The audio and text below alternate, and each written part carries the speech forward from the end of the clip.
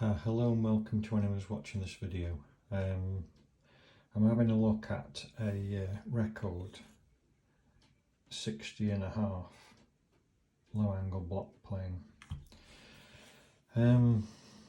This one I picked up unused.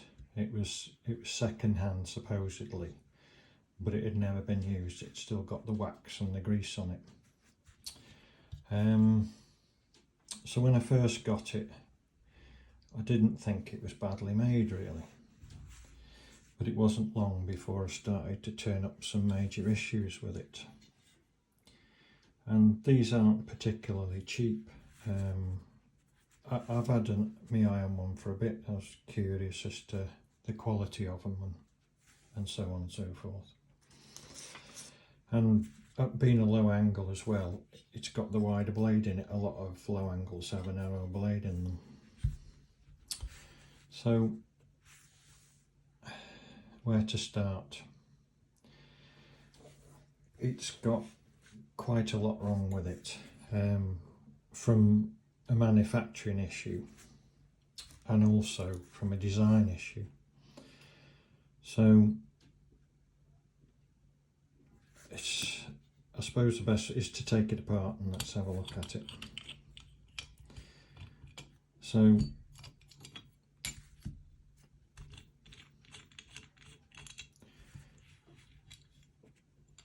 just generally looking at it, the machining and the milling of it doesn't look that bad. The mechanism is very simple. It doesn't have a lateral adjustment on it. But when I come to look closely at it, in this part here,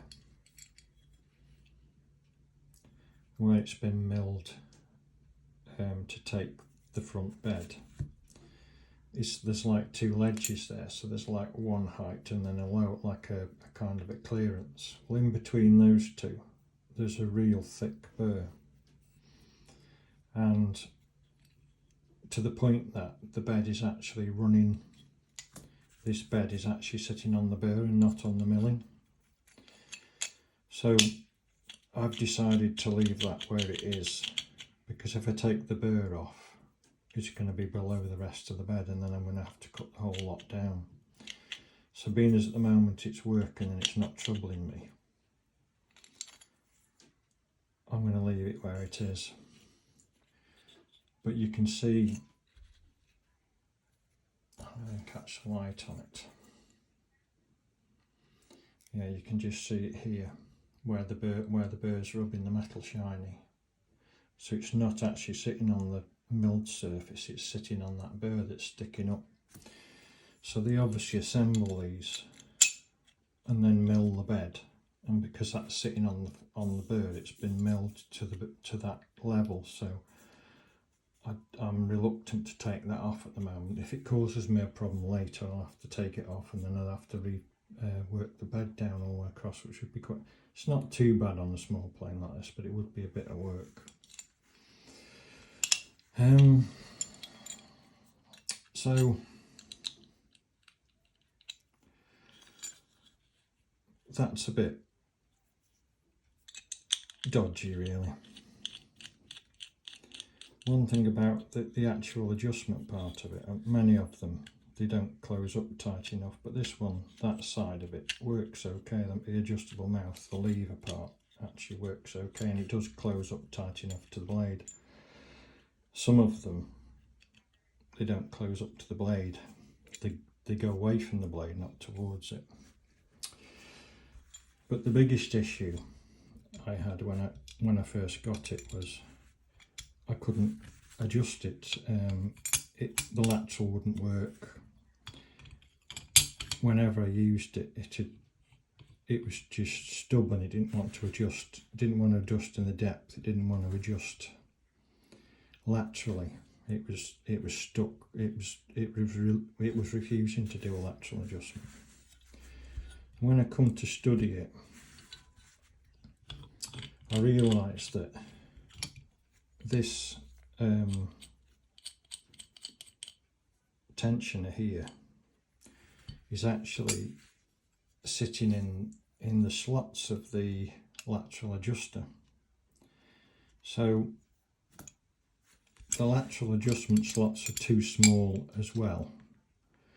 So when it's in there, if I can pull that mouth right forward,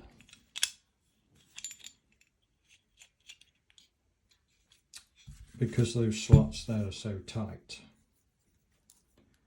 it wasn't letting the blade move side to side. You can see I've opened the one up I'm using. I've opened up with a needle file to get some movement on it. But if you put it in one of the small slots, it's tight. There's no movement side to side there. So I've opened that up now so that I've got movement on it. So that solved the lateral side of things out. But it didn't solve the problem of this going into these grooves and effectively locking the blade from being adjusted, really. And I can demonstrate what that means. If you can see this screw part here, I can get it to the point where you can see it. But as you adjust it, the cap goes with the blade. You can see this screw is coming out of its socket, and now it's gone slack again now, because the actual screw adjuster is pulling the screw out of the socket. The blade and the cap are moving in back and two together. They're locked together by that tensioner. And it keeps pulling it out of the, if you pull it back too far, it pulls it out of the screw. So it's extremely unsatisfactory, to say the least. You can see it going now, and now that's come out there. So as you're winding it, as you're winding the blade out, it's taking the cap with it and releasing it from the screw, because the cap's trapped in there. If you look in there, the cap is going into this second hole there. You can see it's worn like a hole in it. So I thought the guy who sold me this had several for sale.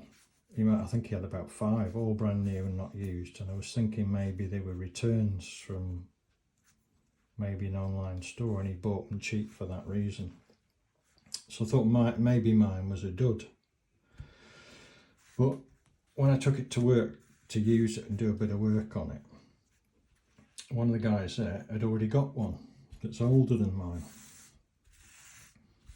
and is exactly the same. He chucked his in the scrap bin because he said he could do no good with it, and it's exactly the same problem. That's locating in the blade, sliding the blade backwards and forwards with the cap. And also when I come to look at it, it's got the same issue with the burr either side of the casting there, which, because this one's been used a bit more, you can always try to use it. You can see definite lines now, those shiny lines where that burr is supporting that front bed. So given that conclusion, it's not just mine, it's been like that for a while, because this is considerably older than mine. Machining's a lot worse on this one. So all in all, problem with machining with the burrs on the front bed, problem with the machining with this being one-sided, that if you put that in, you can noticeably see that it's touching here, but there's a really big gap down that side. It's like the cap's out to one side as well. The cap isn't central, and the blade not having slots big enough in it, and then the design of the cap with the thumb tensioner on that goes into there. All in all, it's far from ideal, to be honest. considering it's not like the really cheap ones you can buy, and it is a branded item, you'd expect it to be that they'd have put some thought into it. I mean, I don't know, I've got one of these that's a Spear and Jackson that's a thumb screw. Like it has that plate under it, like that disc. It's a thumb screw with a disc on, and that's what it needs for it to work properly. So, having looked at it and thought about it, really, if you're thinking about buying one, I'd seriously have a rethink, because the cheapest I found in the UK is £45, and they can be up to £85. I found some places selling them for that, and really, I think there's cheap ones that are better than that. It's got some real design faults on it. But in the interest of, if you already have one of these, or you still want to buy one anyway, I've had a look at ways of fixing it and ways of working around it. So the first thing I did was to open that. I've only opened up the slot I'm using wider to give it some lateral movement. Surprisingly enough, most blades at this length here would be soft, but this is still hard. And that's also shown. The blade I had in the other plane was a bad shape, and I'll sometimes bend them a bit. If they're badly bent this way, I found most standard blades, not A2 and the fancy ones that are hardened that Veritas use, you can't do it with those, or if you've got an antique plane with a laminated blade in, you can't. But normally a standard steel blade like this, you can actually bend them, so if they're curved the wrong way when you come to sharpen them, you can usually put a bit of a gentle camber on them so they work better. But this one, I had to go with one of these, and it snapped straight off. So they must be hardened. I think they're hardened quite a way up. Most are only hardened to about this position here up, and they still have a bit of give. Even that end normally has a bit of give in it, but that's just, you just ping straight off. So the solution I've come to fixing it, the problem, you can't buy these blades for this plane. Nobody sells them. So I've just widened that one, because this is still hard and it wasn't easy. I did it with a needle file. I've just widened it a bit, but it's not. I've had blades, Stanley blades and that, you can do that really easily, but this one is hard up here. So there are a number of ways you can address it. The simplest method I came up with was just to put a piece of brass, just a piece of thin brass. I think that's about 2mm. It's a piece off a door kicker actually. Just drop that on the blade. The size of it isn't really important. And then I'll have to wind the screw out a bit to make room for the brass.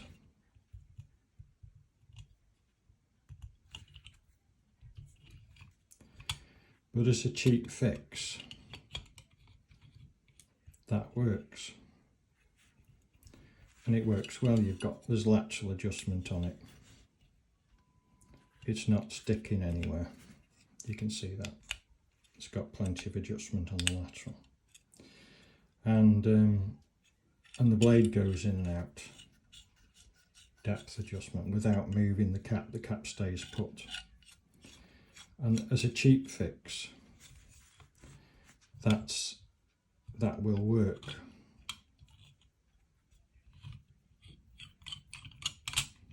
It's best to have the cap as low as you can, at least at the lowest angle you can have on it, because it makes it more stable. So the lower you can put that screw, the better really. But then it works then. The blade works without pulling the cap in and out. So that's a cheap fix. I'm not saying it's the best, but it does work because it basically, that covers those holes and that pressure plate goes onto that, which is really only one of those that isn't attached to there. So that was the cheap fix. I came up with one I prefer better, and that's to put a Stanley cap on. If you happen to have one of these spare, I don't suppose many people have, but I've got a lot of planes and plane parts, and I found this is probably the best way of doing it. Just get a bit less tension on it. So you've still got your lateral adjustment, and it adjusts lovely like that. It works really well because that disc is sitting on where the holes are on the cutter. So that would be my preferred option for a fix. And when that's done, it works really nicely. You know, it'll get tissue paper shavings out of it once it's sharp and everything.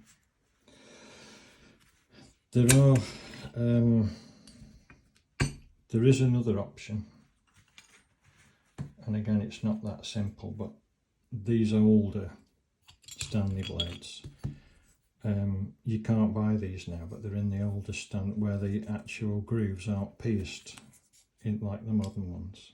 Stanley don't do these, but you can get second-hand ones, and in the UK Ray Isles makes them, but they're not cheap. They're about £22–23 from Ray Isles.